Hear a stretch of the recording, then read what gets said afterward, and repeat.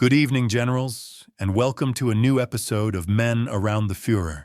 Our tale begins not in the halls of power, but in a modest home in the Bavarian town of Haßfurt. Born on October 27, 1894, the boy who would become one of the Third Reich's most notorious figures entered the world as the only child of a postal clerk and a seamstress. There were no grand ambitions here, no silver spoons or aristocratic lineage.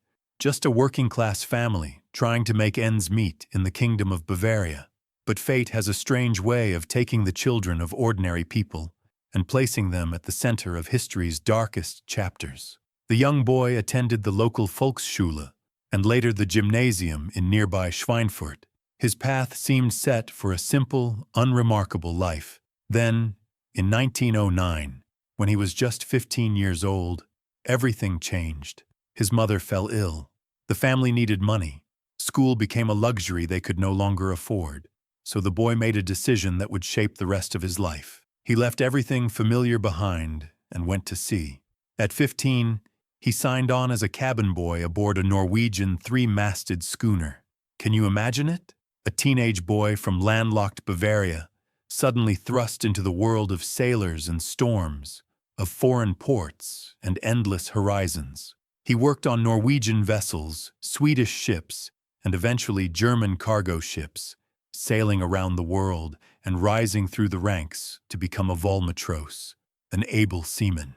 For a young man from humble beginnings, the sea must have seemed like freedom itself. No classrooms, no stuffy offices, just the wind and the waves and the promise of adventure in every port. He was living a life most people only dreamed about.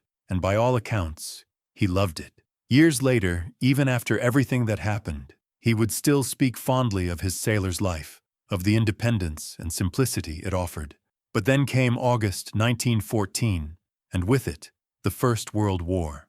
The young seaman was aboard a German cargo vessel bound for Australia when French naval forces intercepted the ship in the English Channel. In an instant, his life of freedom was over. He and his crewmates were taken prisoner and transported to an internment camp near Brest, France. He was 19 years old. 5 years. Think about that. 5 years in a French internment camp while his countrymen fought and died on battlefields, while others earned what he would later call fame and glory. 5 long years watching from behind wire fences as the world changed without him. He used the time to educate himself, studying mathematics, languages, and economics. But the frustration must have been unbearable. For someone who had tasted the freedom of the open sea, captivity was a special kind of torture. When he was finally released in October 1919, he returned to a Germany he barely recognized. The Kaiser's empire had collapsed. The army had been defeated.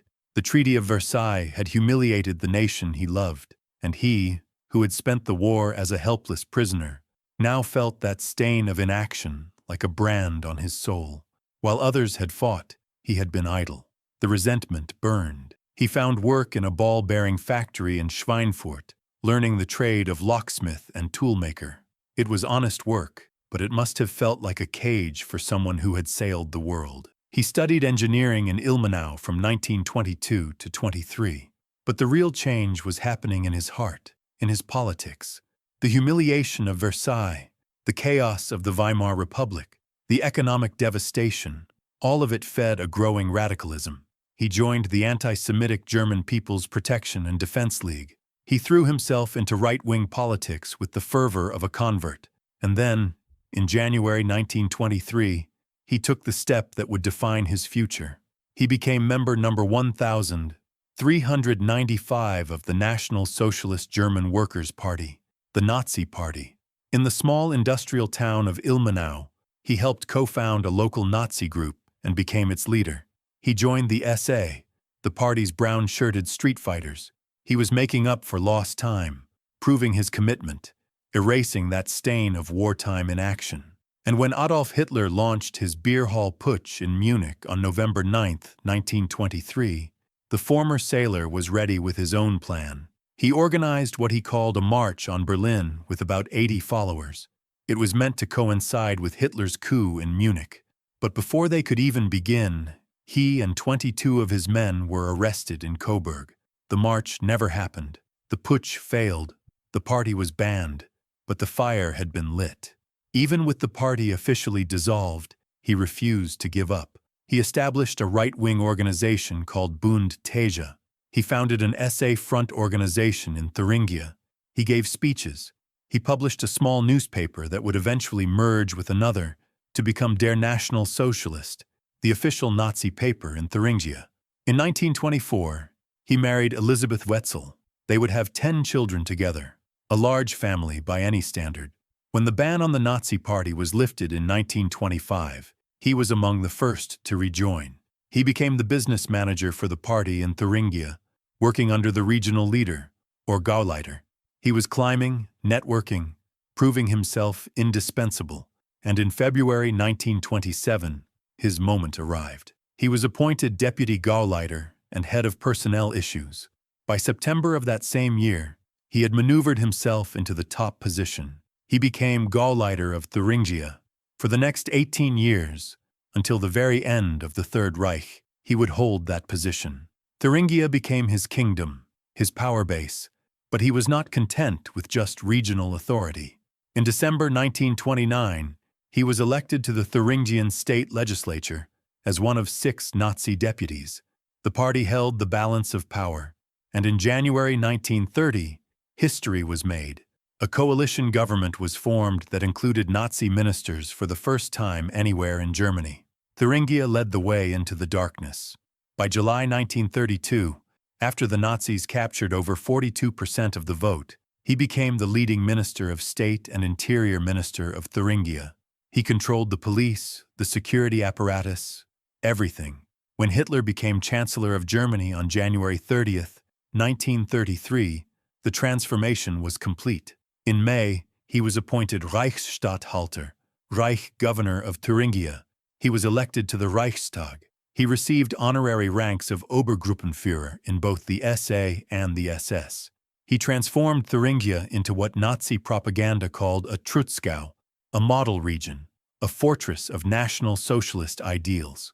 Using assets confiscated from Jewish-owned companies, particularly the Simpson weapons factory in Suhl, he established the Wilhelm Gustloff Foundation.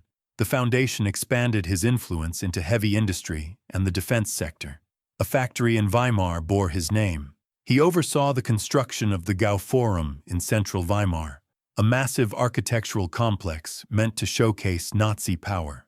And in 1937, not far from the cultural city of Weimar, a place of poets and thinkers, another kind of complex began to take shape.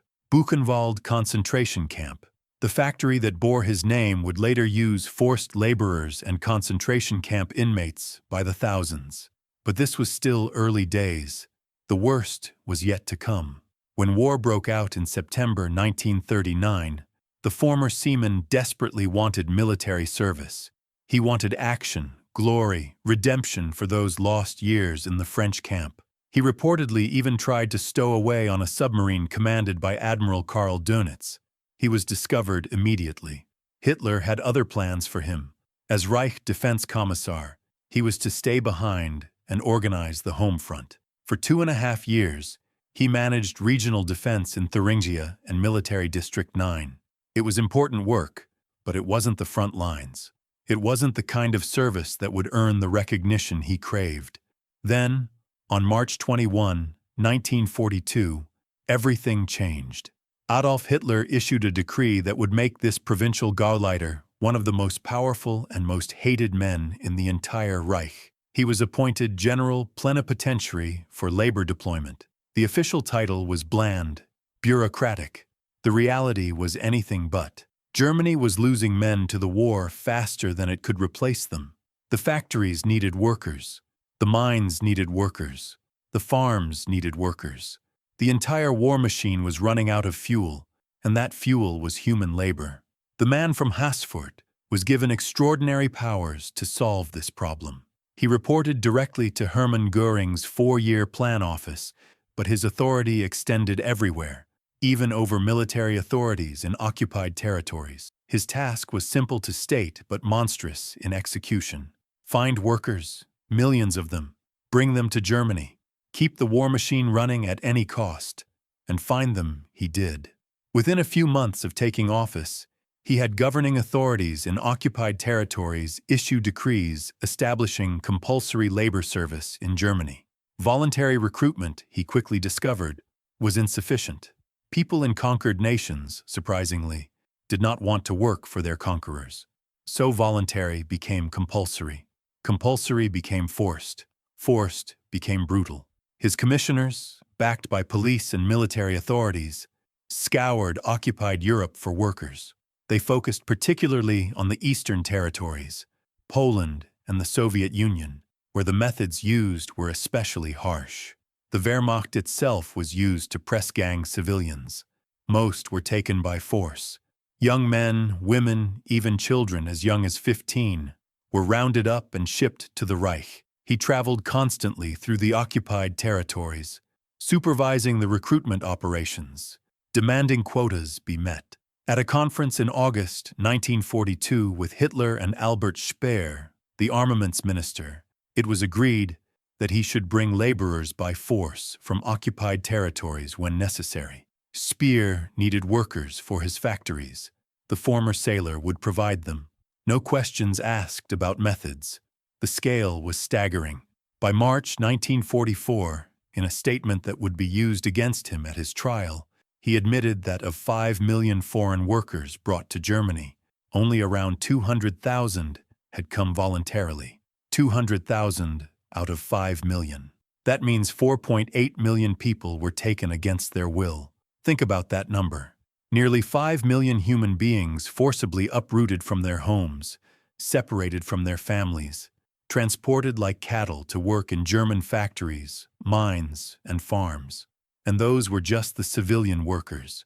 He also authorized the use of prisoners of war, which was a violation of international law. Conditions for these workers were horrific. They were housed in camps surrounded by barbed wire. They were forced to wear identification badges marking them as foreign labor. They received starvation rations, just enough to keep them alive and working. Discipline was savage. For concentration camp prisoners forced into labor, there was no pay at all, just the daily struggle to survive another day. In April 1942, he sent a letter to Alfred Rosenberg, the Reich minister for the occupied Eastern Territories, laying out his philosophy with chilling clarity. All the men must be fed, sheltered, and treated in such a way as to exploit them to the highest possible extent at the lowest conceivable degree of expenditure. Human beings as resources to be consumed. Maximum exploitation, minimum cost. The methods used to fill his quotas became increasingly violent as the war progressed. Local authorities in occupied territories, given quotas to meet, often chose political adversaries, personal enemies, and ethnic rivals for deportation. As desperation grew, the methods descended into chaos. Villages were surrounded, people were hunted down, buildings were set on fire to force inhabitants out. Those who resisted or tried to hide often joined the partisan groups in the forests, which only made the Germans more brutal in their response. By the end of the war, estimates suggest that over 12 million forced and slave laborers had been brought to Germany.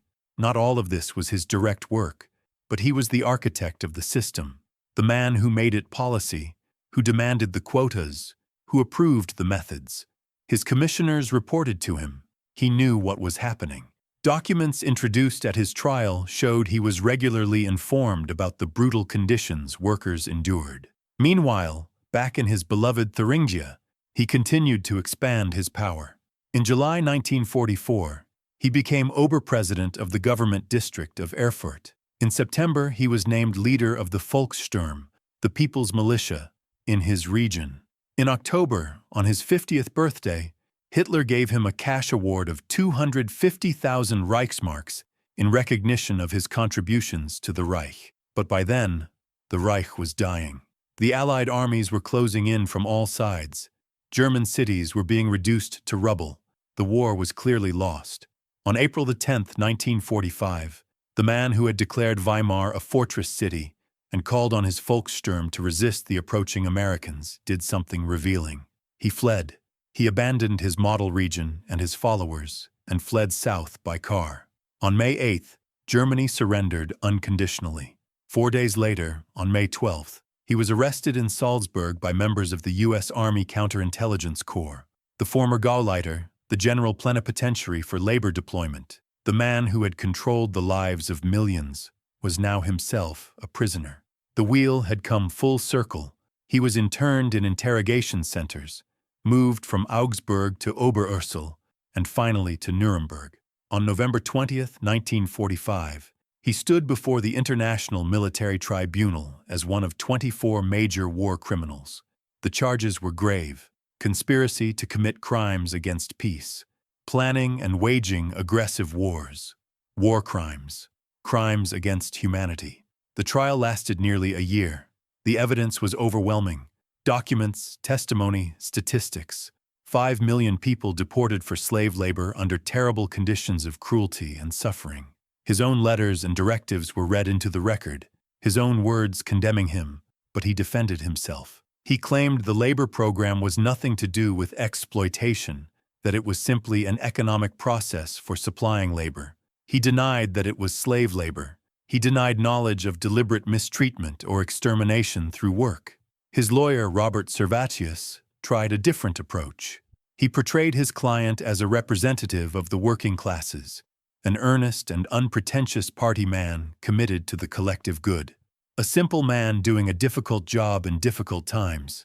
And crucially, Servatius pointed the finger at someone else, Albert Speer, the technical genius, the master builder, Hitler's architect. The defense argued that Speer was the real culprit. After all, it was Speer who demanded workers for his factories. It was Speer who set the priorities, who determined which industries got which workers. The former sailor merely met the demands made by Speer. He was just following orders, just doing his job, just providing the labor that others requested. If anyone deserved punishment, Servatius argued, it was Speer. This strategy created one of the most controversial aspects of the Nuremberg trials, because Speer was also on trial, also charged with using forced labor. But Speer was different. Speer was educated, cultured, charming.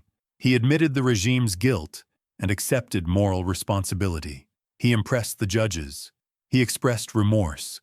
And critically, the judges accepted the argument that while Speer had demanded workers, his ministerial responsibilities were numerous and varied. The forced labor program was just one facet of his work, but the man on trial beside him had only one job. His entire office, his sole responsibility, was the forced labor program. He was not simply complicit, he was the architect. He was the one who built the system, who traveled to the occupied territories, who supervised the roundups, who approved the methods. The prosecution called him the greatest and cruelest slaveholder since the pharaohs. The judges reached their verdict on October 1st, 1946. Not guilty on counts 1 and 2, the charges related to aggressive war. The evidence did not show sufficient involvement in the planning or waging of aggressive wars, but guilty on counts 3 and 4, war crimes and crimes against humanity. The tribunal found that he was in charge of a program which involved deportation for slave labor of more than 5 million human beings, many of them under terrible conditions of cruelty and suffering. The sentence was death by hanging. Albert Speer, in contrast, received 20 years in prison. The same crimes, 2 very different sentences.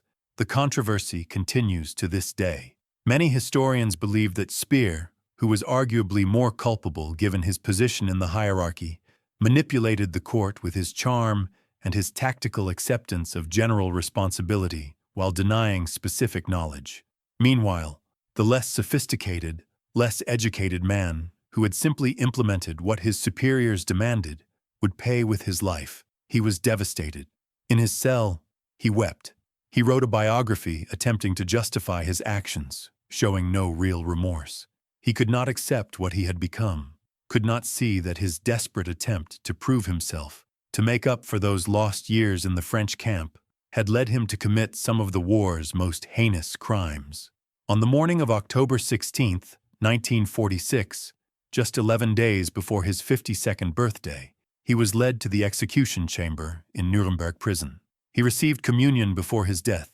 As the noose was placed around his neck, his last words were recorded by witnesses.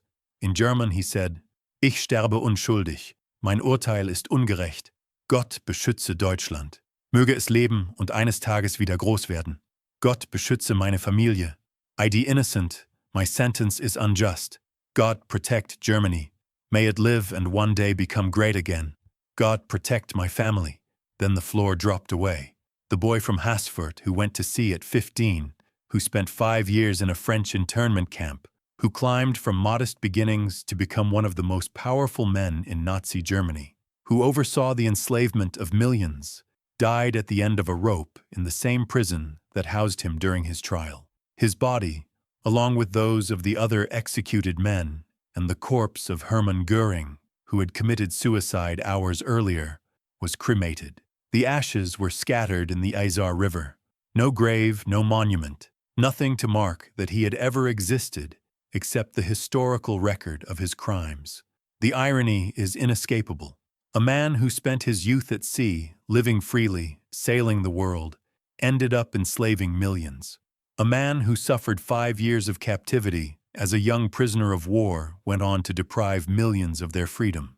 A man who resented his wartime inaction so deeply that he threw himself into radical politics proved his commitment by becoming responsible for one of the war's greatest atrocities. And perhaps the greatest irony of all is that while he was executed, Speer, the man who demanded the workers, who benefited from their labor, who knew perfectly well they were being taken by force, served his 20 years and went free. He wrote best-selling memoirs, made millions, lived comfortably until 1981, and managed to cultivate an image as the good Nazi, the one who was sorry, the one who tried to limit the damage. The trial was meant to deliver justice. In many ways it did. But the questions it raised about responsibility, about hierarchy, about who pays for crimes when everyone is just following someone else's orders, those questions remain with us still. What should we make of this man's life? Was he a monster? A functionary? A desperate striver who sold his soul for power and recognition? Perhaps he was all of these things. Perhaps that's the most disturbing lesson, that ordinary people, people from humble backgrounds, people who love their families and remember their sailor days with fondness, can become architects of atrocity when ideology, ambition, and opportunity align in the worst possible way. The boy who went to sea at 15 died at 51, claiming innocence to the end. But the record speaks for itself. 5 million people taken from their homes. 12 million total forced laborers in the system he created. Countless lives destroyed. Families separated. People worked to death or starved or beaten. The price of his ambition was paid by millions who never knew his name, who were simply numbers in his quotas, resources to be exploited at the lowest conceivable degree of expenditure. He said he loved his sailor's life, and still loved it even at the end. But he gave up the freedom of the sea for the halls of power, and in those halls, he became something he could never have imagined as that 15-year-old cabin boy on a Norwegian schooner. He became the slave master, the man who turned human beings into commodities, the man who, as the prosecutor said, was the greatest and cruelest slaveholder since the pharaohs. History remembers him not for his rise from poverty, not for his organizational skills, not for his loyalty to his Fuhrer. History remembers him for the system of slavery he built, for the millions who suffered because he was efficient at his job, for the quotas he met no matter the human cost. In the end, perhaps that's the justice the Nuremberg trials delivered, not just the physical sentence, but the eternal sentence of history's judgment. His name will always be associated with forced labor, with slavery, with the brutal exploitation of helpless people. He wanted to be remembered as a loyal servant of Germany, as someone who did his duty. Instead, he is remembered as one of the architects of one of history's greatest crimes against humanity. The sailor became the slave master, and for that, he paid with his life and his name. That's the tale. Thanks for watching.